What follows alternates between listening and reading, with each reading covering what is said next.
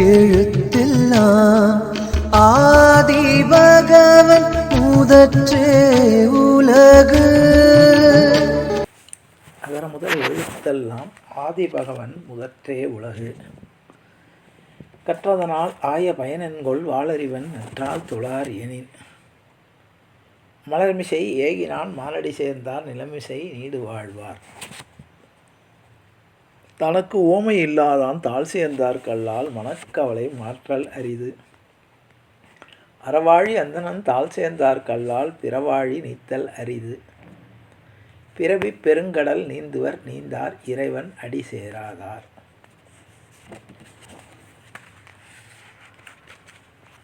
வள்ளுவனுடைய வாய்மொழியிலே பொருட்பாலிலே அரசியல் என்ற அதிகாரத்திலே 54வது பிரிவு பொச்சாவாமை. அப்படி என்றால் தன்னிலை மறவாமை. எந்த நிலையிலும் தன்னுடைய நிலையை மறக்கக்கூடாது. மறந்தால் அதனால் கேடு விளையும் என்பதை சொல்லக்கூடிய பாடல்கள் 10 பாடல்கள். இறந்த வெகுளியில் தீதே சிறந்த உவமை மகிழ்ச்சியில் சோர்வு. சிறப்பான உவகையாலே மகிழ்ச்சி அடைந்து அதனால் கொள்ளும் மறதியானது அளவு கடந்து கொள்ளும் சினத்தை காட்டிலும் தீமை தருவதாகும். ஆக ஒருத்தன் தன்னுடைய நிலையை மறந்து ஒரு சந்தோஷத்தில் ஒரு மகிழ்ச்சியில் தன்னுடைய நிலையை மறந்து விட்டால் அப்படிப்பட்ட மறதியானது கடுமையான கோபத்தினால் ஏற்படும் விளைவை விட அதிக கெடுதல் தரும். பொச்சாப்பு கொள்ளும் புகழை அறிவினை நிச்ச நிரப்பு கொன்றாங்கு. நாளுக்கு நாள் பெருகும் வறுமை துயரானது ஒருவன் அறிவை கெடுத்தலைப் போல மறதியானது ஒருவனது புகழையும் தவறாமல் கெடுத்துவிடும். ஒருத்தன் வறுமை தொடர்ந்து வரும்போது அவனுக்கு என்ன ஆகும்னா அவனது துயரமாகனது அவனுடைய அறிவை கெடுத்துவிடும். என்ன செய்கிறோன்னு தெரியாது வறுமையில். அதுதான் சொல்கிறார், பொச்சாப்புக்கில்லை புகழ்மை அது உலகத்து எப்பானோர்க்கு துணிவு. மறதி உடையவர்களுக்கு புகழ் உடைமை என்பது இல்லை. அது உலகில் உள்ள எத்தகைய நூலோருக்கு ஒத்ததாக விளங்கும் ஒரு முடிவாகும். அச்சமுடையார்க்கு அறனில்லை யாங்கில்லை பொச்சாப்பு உடையார்க்கு நன்கு. அச்சம் உடையவர்களுக்கு அரண் காவல் இருந்தும் பயனில்லை. அவ்வாறே மறதி உடையவர்களுக்கு நல்ல செல்வ நலம் இருந்தாலும் அதனால் பயனில்லை. முன்னுறக்காவாது எழுக்கியான் தன்பிழை பின்னூறி இறங்கிவிடும். துன்பம் வருவதற்கு முன்னாகவே தன்னை காத்து கொள்ளாமல் மறதியாக இருந்தவன் பின்னர் துன்பம் வந்தபோது தன் பிழையை நினைத்து வருந்துவான்.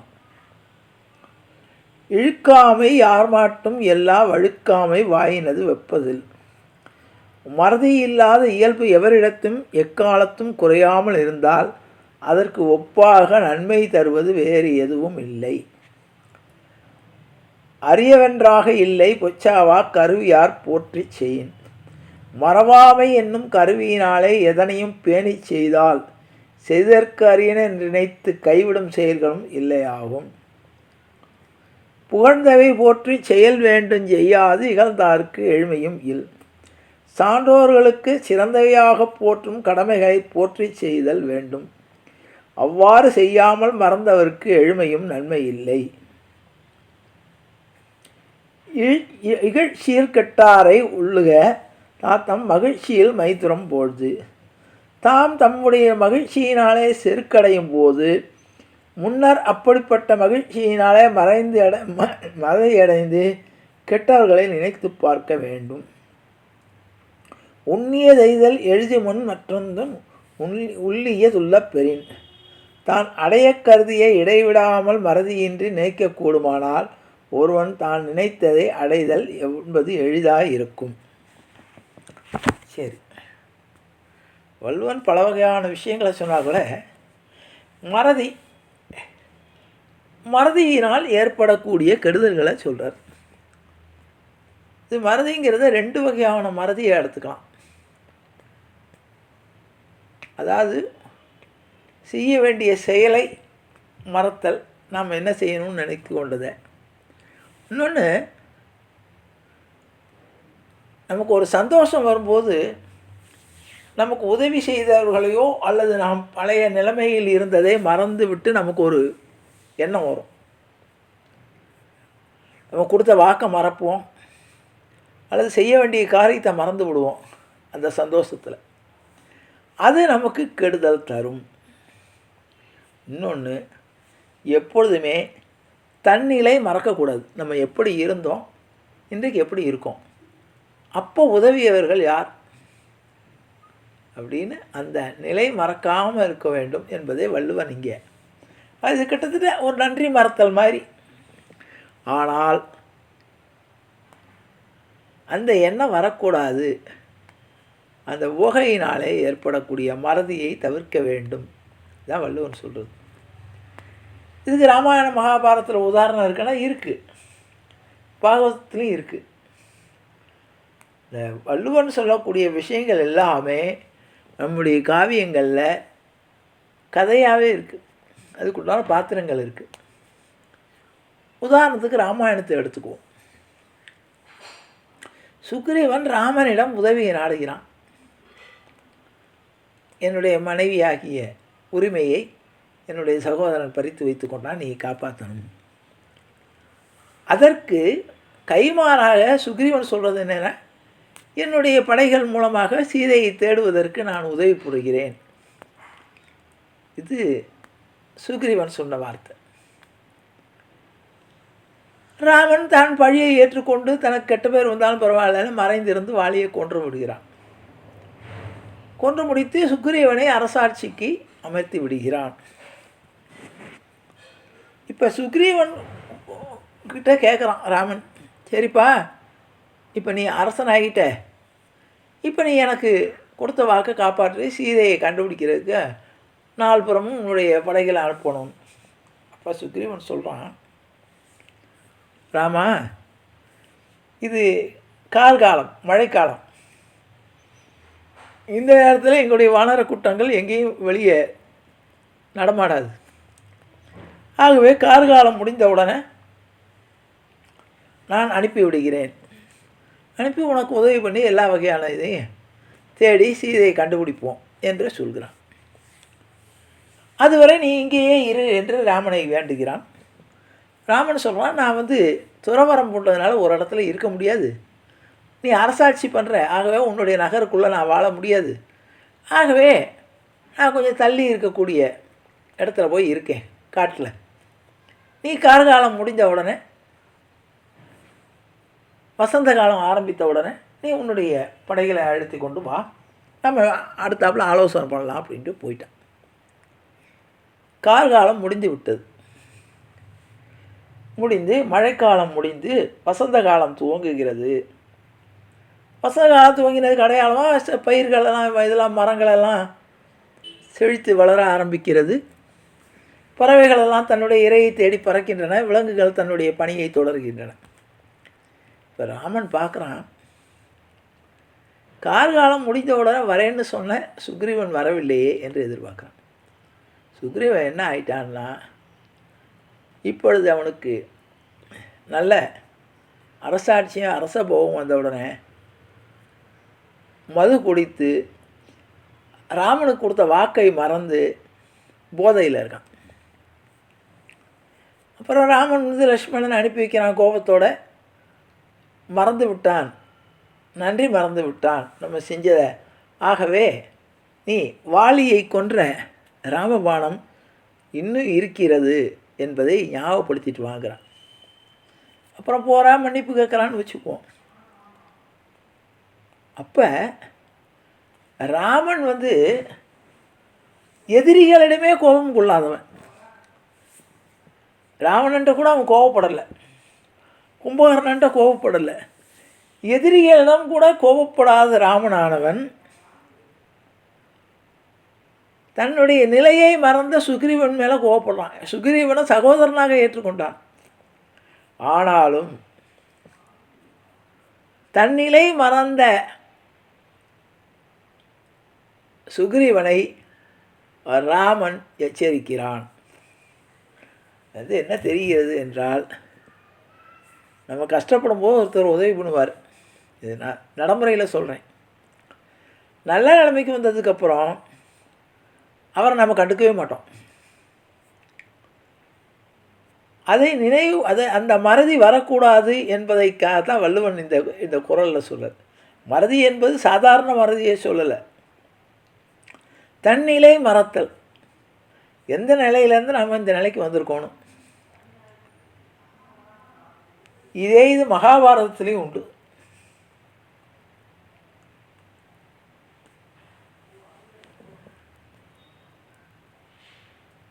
தன்னிலை மறந்தால் என்ன ஆகும்?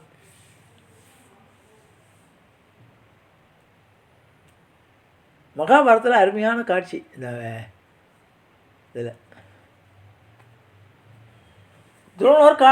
துரோணர் பள்ளி பருவத்தில் இருக்கும்போது அவரோட துருபத நாட்டு மன்னன் திருஷ்டியும்னன்,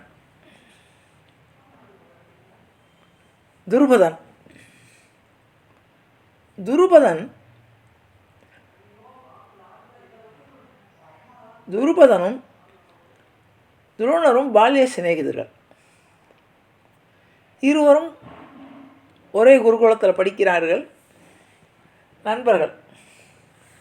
துரோணர் ஒரு பிராமணர், துருபதன் சத்திரியன்.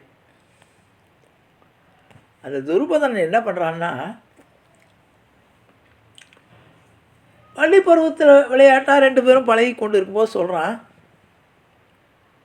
நீ ரொம்ப கஷ்டத்தில் இருக்க துரோணா, நான் பின்னால் அரசனாக ஆன பொழுது நான் ஏன்னா பள்ளிக்கூடத்தில் படித்து கொண்டு இருக்கார் குருகுலத்தில், நான் ஊருக்கு போய் திரும்பின உடனே பெரிய அரசனாகி விடுவேன். அரசனாகிட்டேன்னா உன்னை நன்றாக செல்வ செழிப்பாக வைத்துக் கொள்வேன், உனக்கு பாதி நாட்டை கொடுக்குறேன்னா. இது வாக்காக கொடுக்கிறான்.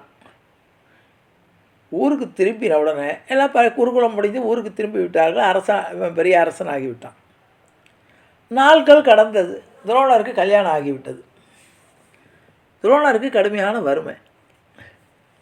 அவர் குழந்தைக்கு பால், அதாவது அஸ்வத்தாமனுக்கு பால் கொடுப்பதற்கு ஒரு பசுமாட்டை வைத்து கூட பராமரிக்கக்கூடிய சூழ்நிலை இல்லை.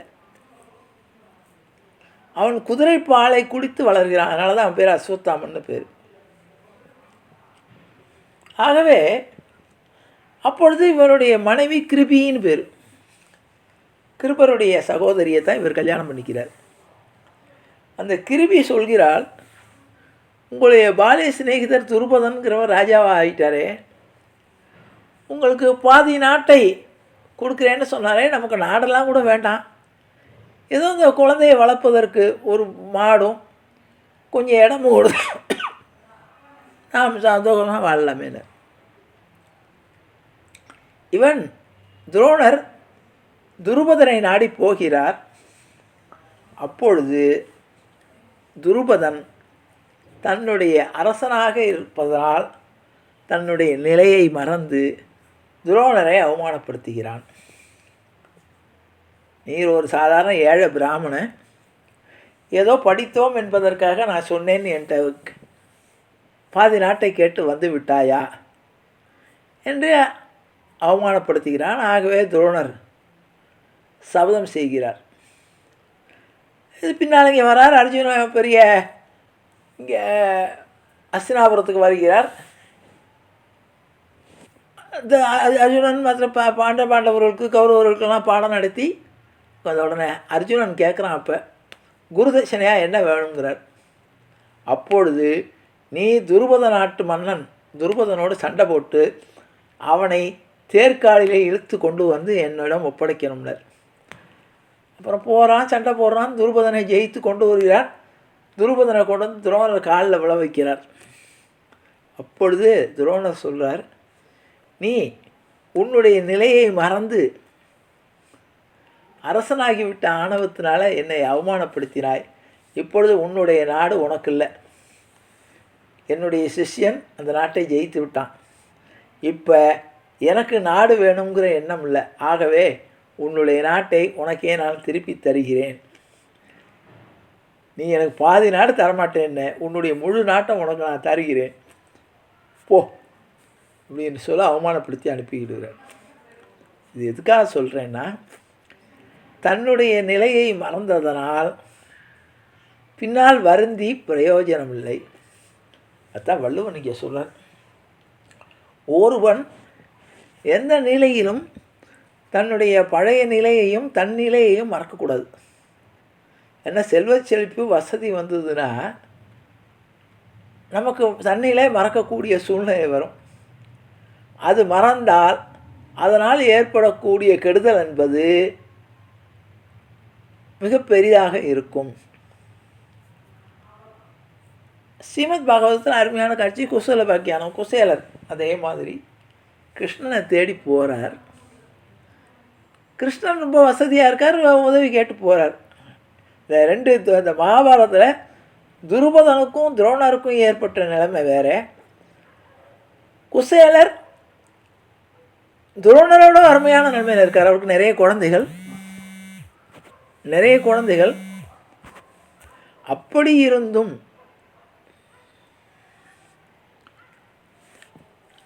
அந்த குழந்தைகள் உலகத்து 28 குழந்தைகள், அத்தனை குழந்தைகளை வைத்துக்கொண்டு கஷ்டப்பட்டாலும் குசேலரானவர் கிருஷ்ணன்ட்ட போகிறார்.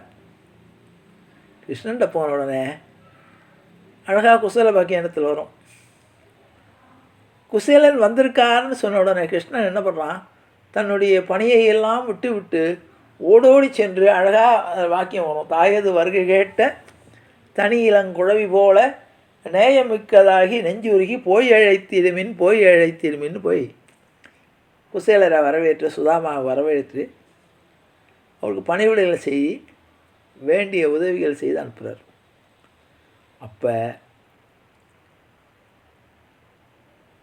மாடு மேய்த்து கொண்டிருந்த சாதாரண நிலையில் இருந்த கிருஷ்ணன் பின்னால் கம்சனை கொன்றுவிட்டு அரசனாகி துவாரகையிலே ஆட்சி பண்ணும்போது கூட தன்னுடைய பழைய நிலையை மறக்கவில்லை. பகவானே, ஆனால் சாதாரண நாமெல்லாம் என்ன பண்ணுறோம்னா, நம்முடைய நிலையிலிருந்து கொஞ்சம் உயர்வடைந்த உடனே பழைய நிலையை மறந்து விடுகிறோம், பழைய நண்பர்களை மறந்து விடுகிறோம், பழைய உறவினர்களை உதாசீனம் செய்கிறோம். ஒன்று வேண்டுமென்றே நிராகரிக்கிறோம், அல்லது பழையவற்றை மறந்து விடுகிறோம். அதை மறக்கக்கூடாதுங்கிறதுக்காக தான் வள்ளுவர் இதை சொல்கிறார். எந்த நிலையிலும் நமக்கு துன்பப்படும் போது நமக்கு உதவியவர்களையும் நாம் பழைய நிலையில் எப்படி இருந்தோம் என்பதை மறவாதிருக்க வேண்டும். அதான் பொச்சாவாமை. அந்த மறதியானது நமக்கு தீராத துன்பத்தை தரும் என்பதை விளக்குவதற்காக இந்த அதிகாரத்தை வள்ளுவன் படைத்திருக்கிறான் என்பதை கூறி நிறைவு செய்கிறேன். ஜானகி காந்த ஸ்மரணே.